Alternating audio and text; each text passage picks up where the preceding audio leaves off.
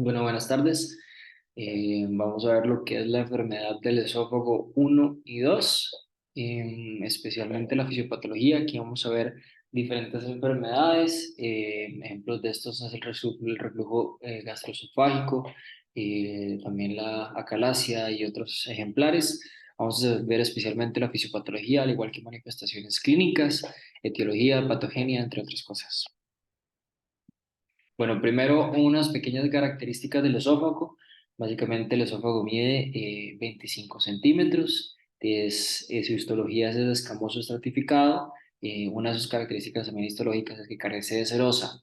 A nivel de inervación, el esfínter inferior, o también conocido como el LEC, va a estar inervado por los colinéricos vagales y bueno, este esfínter también va a tener, pues hay dos esfínteres para deglución que van a estar relacionados a la peristalsis tanto uno como 2. Es muy importante esta última parte de que también estas peristalsis van a ser mediadas por el óxido nítrico y el BIP, debido a que en diferentes enfermedades más adelante vamos a poder ver cómo estos dos compuestos cumplen un papel muchísimo más importante.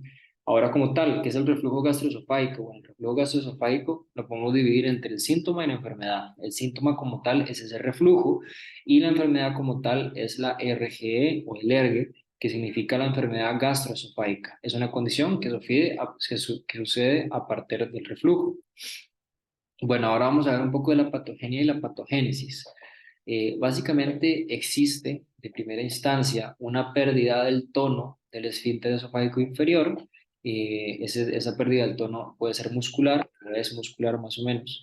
Eh, y ya que existe una pérdida del tono, esta se acompaña con un aumento de las relajaciones transitorias. ¿Qué pasa?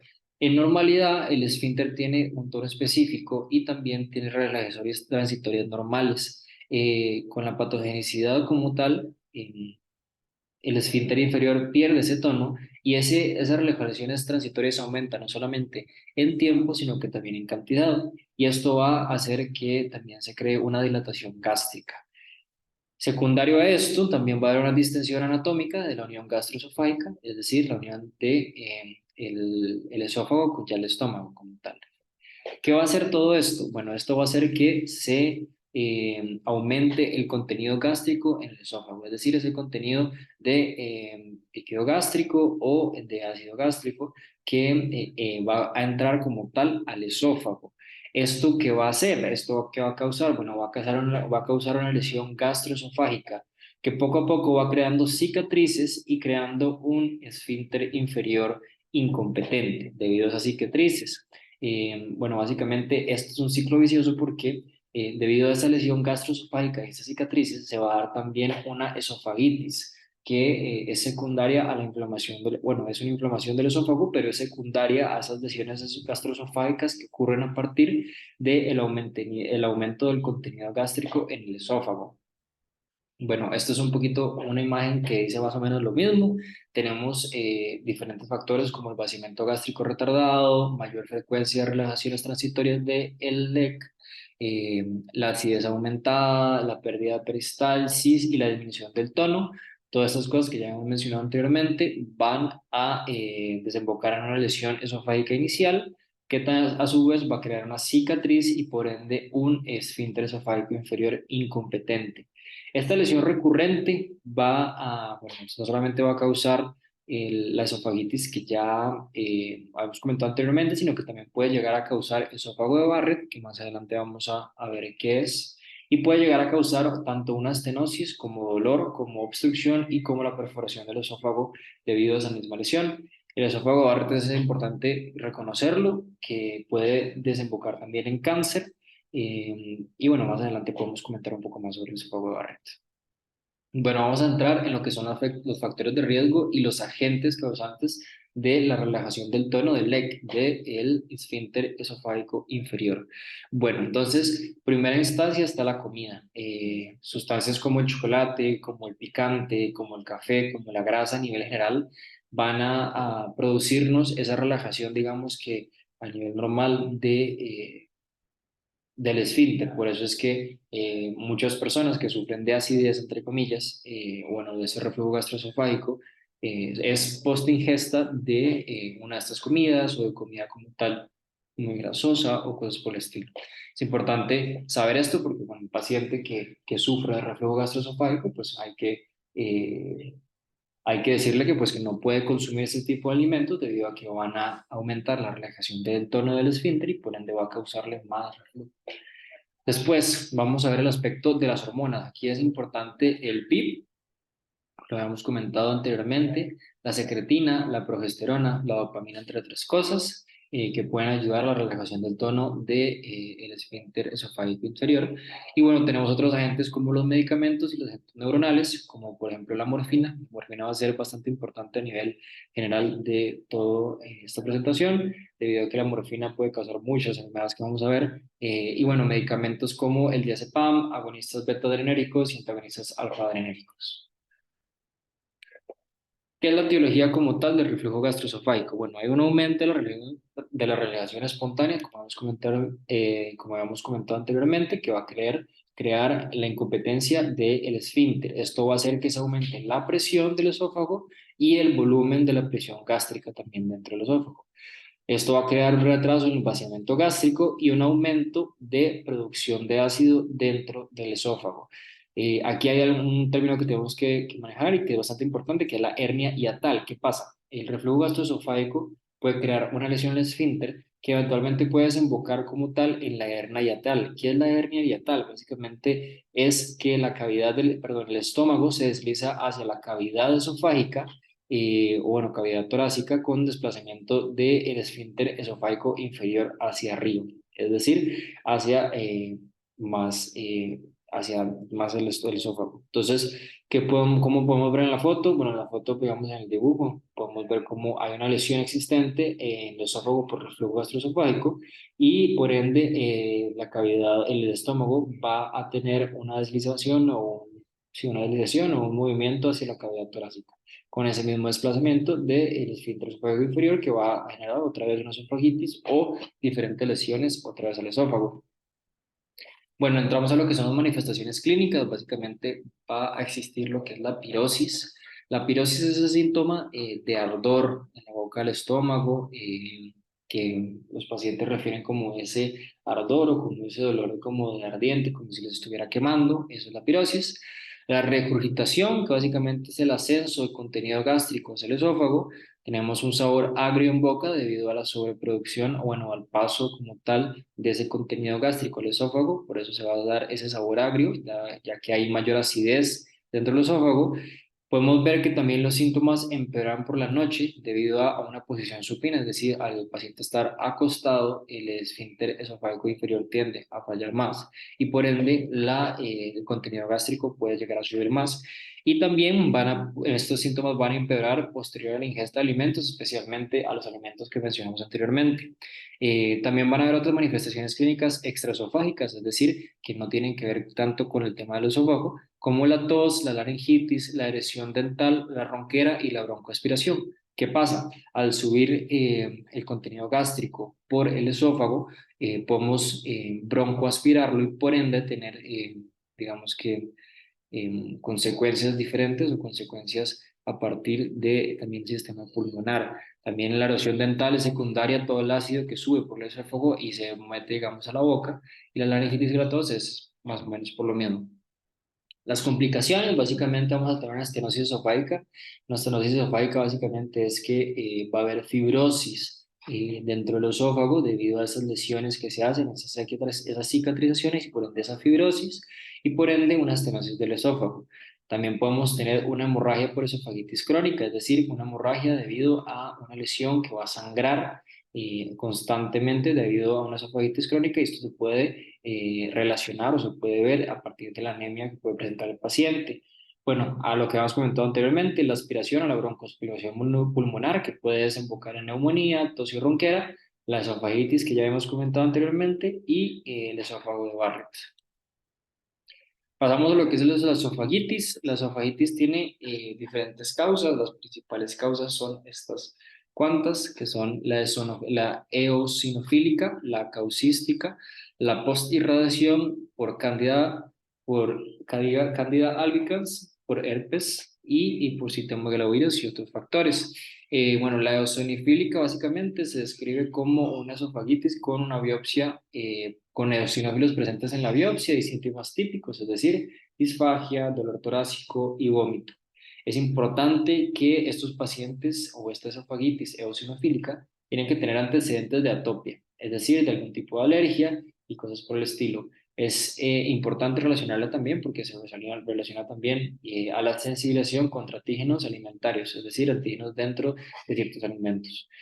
Los causísticos es básicamente una ingesta voluntaria o un intento de autoeliminación. Los pacientes pueden ingerir eh, material cortopunzante o diferentes cosas que tanto voluntariamente como involuntariamente van a crear no solamente una lesión orofaringea, sino que también una perforación dentro del esófago y de la vía aérea. Pues esto puede crear mediastinitis y también estenosis. También tenemos la postirradiación, que básicamente son pacientes con cáncer que van a creer pues, a partir de la irradiación, cambios degenerativos y fibrosis post la irradiación. Esto va también a describirse como, bueno, a producir también disfagia y odinofagia. Tenemos también por cándida, bueno, específicamente por cándida albicans. Básicamente esto va a entrar o se va a ver presente en pacientes inmunocomprometidos que van a generar estasis esofágicas y se van a ver dentro del esófago también placas blancas friables. Entramos al herpes, que básicamente es una enfermedad también o una causa que se limita también solamente a el epitelio y van a haber vesículas y ulceraciones prominentes que pueden causarnos esa esofagitis, es decir, la inflamación del esófago. Y por último, el citomegalovirus, que también va a relacionarse a los pacientes inmunocomprometidos y van a relacionarse también a úlceras serpiginosas a nivel epitelial y otros factores como los medicamentos, es decir, doxiciclina, AINES que tienen digamos que esa característica inflamatoria a nivel de esófago. Vamos a pasar lo que es el esófago de Barrett. No sé si se acuerdan que anteriormente el reflujo gastroesofágico podría desembocar en un esófago de Barrett. Básicamente, debido a la lesión en el tejido o a una condición también del tejido, podemos ver cómo el esófago, que inicialmente tiene un tejido esofágico de epitelio escamoso, cambia a un epitelio columnar con presencia de células caliciformes. Entonces, si ven la primera foto, este es un esófago, un tejido esofágico normal, epitelio escamoso, va a cambiar en un esófago de Barrett a columnar con presencia de células caliciformes y se puede malignificar, que son las terceras y cuartas fotos, a, eh, a un adenocarcinoma. Este esófago de Barrett se puede, digamos que acompañar de disfagia, pérdida de peso, odinofagia, vómitos tras ingesta y sangrado. Vamos a ver lo que es el síndrome de Borjavi. El síndrome de Borjavi básicamente es una ruptura gastroesofágica espontánea por vómitos o arcadas forzadas. Tiene una alta comorbilidad y el paciente puede llegar a entrar en un shock hipovolémico debido a la pérdida de sanguínea por la hemorragia, por la ruptura gastroesofágica. ¿Qué pasa? Pacientes que tienden a vomitar mucho, pacientes alcohólicos o pacientes que tienen bulimia o que o que usan tener arqueadas, es decir, ese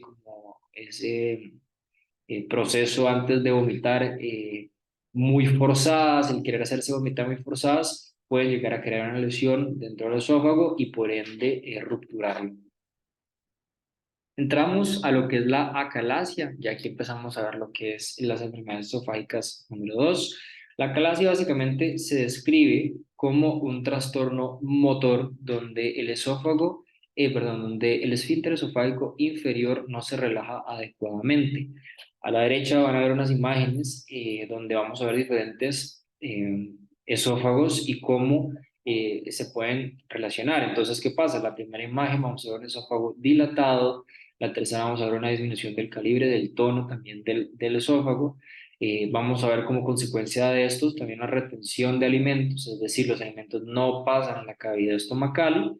Y bueno, por último vamos a poder ver una pseudoacalasia que se relaciona a un adenocarcinoma.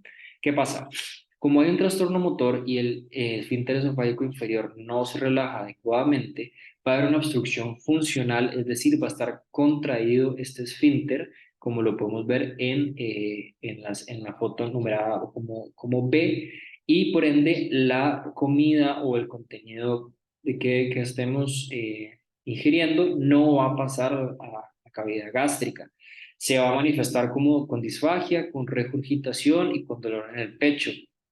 Es importante pensar y tener claro que la acalasia es una enfermedad progresiva en la que se desarrolla una distorsión radiográfica del esófago. Es decir, a nivel de radiografía vamos a ver cómo se distorsiona y se distensiona el esófago debido a esa retención de comida y esa pérdida, digamos que contractibilidad, por ende, por la obstrucción funcional, es decir, porque el esfínter esté totalmente contraído. Esto se va a ver en nuestro panograma. Bueno, la etología es importante recalcar que no se conoce una causa exacta como tal, pero se pueden tener diferentes causas a nivel de infecciosa, se puede relacionar también la enfermedad de Chagas, se puede relacionar a un aspecto autoinmune degenerativo e hereditario. Especialmente, ¿qué es lo que pasa? No sé si se acuerdan que les comenté sobre el PIB y el óxido nítrico. Básicamente, hay una degeneración del plexo mesentérico y hay una pérdida de neuronas que liberan el PIB y óxido nítrico. Es decir, no se relaja el esfínter. ¿No se acuerdan? No sé si se acuerdan, pero como les dije anteriormente, el PIB y el óxido nítrico están encargados de la contractibilidad de ese esfínter. Como tal, son factores para ayudar a la conectividad del esfínter y la relajación del mismo también. Por ende, cuando hay una pérdida de neuronas que liberan este BIP y óxido nítrico, no se va a dar la relajación de ese esfínter y por ende va a permanecer contraído. Tenemos la pseudoacalasia, que básicamente es una acalasia secundaria. ¿Secundaria qué? Secundaria a infiltraciones neoplásicas, es decir, puede ser un adenocarcinoma, como vimos anteriormente en la figura D, por una amiloidosis, por irradiación o por enfermedad de Chagas como tal. Bueno, ya la fotogenia básicamente es una inervación defectuosa del músculo liso, es decir, una pérdida de tono y del cuerpo esofágico. Se puede dar una dilatación, normalmente se da una dilatación en el tercio inferior del esófago, pero también puede llegar a darse una dilatación en el tercio superior del esófago. Va a haber una pérdida parcial de neuronas, como ya hemos comentado anteriormente, va a dar mayor contracción y relajación no adecuada y se observa una pérdida en la peristalsis normal. Bueno, así en la foto que vemos a mano derecha se va a ver como tal la dilatación del esófago. Como ven, el esófago, eso es contenido como tal alimentario o alimenticio y el esófago se va a empezar a dilatar cada vez más y no dejando pasar como tal por la constricción del esfínter esofágico inferior esa comida o ese contenido alimentario al estómago. Entonces, ¿qué manifestaciones clínicas podemos encontrar? Bueno, es una dilatación y ampliación del esófago, un dolor torácico retroesternal, como se puede describir, los pacientes lo describen como de carácter opresivo. Eh, También podemos encontrar dentro del esófago material infectado con alto riesgo de neumonía por aspiración, es decir, ese material o digamos que ese alimento que se queda dentro del esófago digamos que se pudre y se infecta y puede haber un alto riesgo de broncoaspiración, como hemos comentado con el reflujo gastroesofágico, y si hay esa broncoaspiración puede llegar a darnos esa neumonía por el contenido infeccioso, digamos, que se generó a partir de ese alimento que se queda ahí. Y bueno, básicamente puede llegar a contener hasta 1 litro este esófago de comida. Y es importante la pérdida de peso la pérdida de peso grave y progresiva. ¿Por qué? Porque el paciente no está alimentándose, es decir, el alimento se queda en el esófago y no pasa como tal el sistema y no se puede hacer como tal el uso funcional de este alimento. ¿Cómo se diagnostica una calasia? Tenemos, digamos que tres ejemplares digamos que característicos. El primero es la eshumanografía con trago de bario. Es básicamente aquí se ve el esófago dilatado con vaciamiento deficiente, es decir, la imagen que pudimos ver anteriormente. Podemos ver los niveles hidroaéreos y el estrechamiento como tal del esfínter esofágico inferior. En esta imagen lo podemos ver no sé si ven mi mouse, pero podemos ver como tal el estrechamiento del esfínter y como tal el contenido y la dilatación del esfínter del esófago. Tenemos también la manometría esofágica, es decir, este es el gold standard, donde se mete un catéter a través de toda la vía aérea y el esófago para ver como tal el esfínter cómo está. Entonces, básicamente, estas fotos fueron tomadas con la manometría esofágica para poder ver como tal cómo se ve el, el esfínter.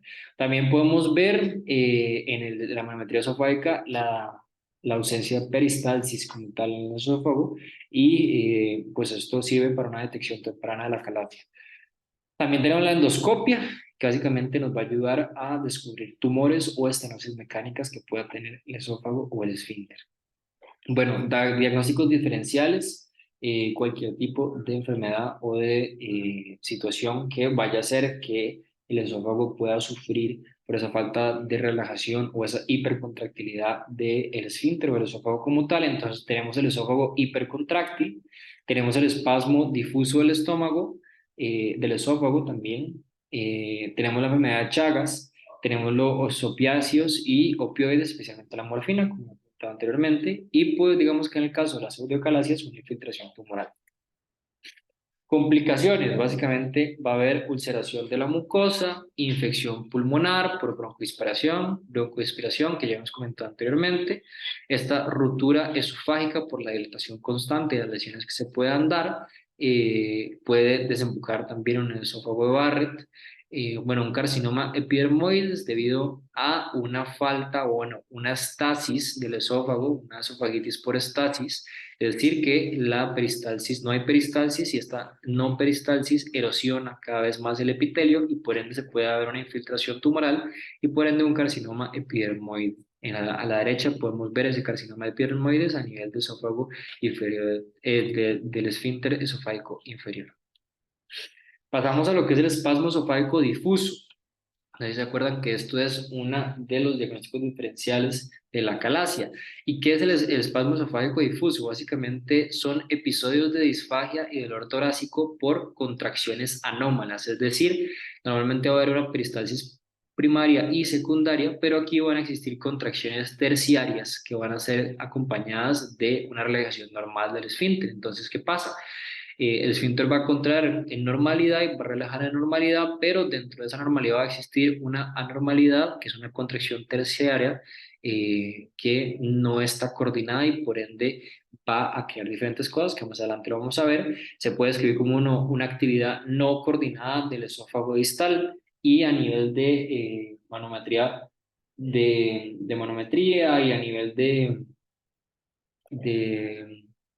de laboratorios o de imágenes radiográficas, se va a poder ver como tal una especificidad del el espasmo difuso. Bueno, manifestaciones clínicas, vamos a tener dolor torácico acompañado de disfagia o regurgitación que no está ni vinculada al ejercicio, que sí interrumpe el sueño, que se relaciona también a la alimentación y su diagnóstico, como ya habíamos comentado, es por manometría. Es importante descartar esofagitis, es decir, la inflamación del esófago y origen cardíaco debido al dolor torácico que lo acompaña. ¿Cómo se ve? Así se ve. Se ve como esas pequeñas contracciones, son esas contracciones terciarias acompañadas de la relajación como tal, y esto se va a dar a través de todo el esófago, especialmente a partir, el tercio inferior o el esófago distal. Eh, Se va a ver así, es muy característico del espasmo esofágico difuso. Y con esto terminamos la presentación. Muchas gracias por su tiempo y muchas gracias por escucharnos.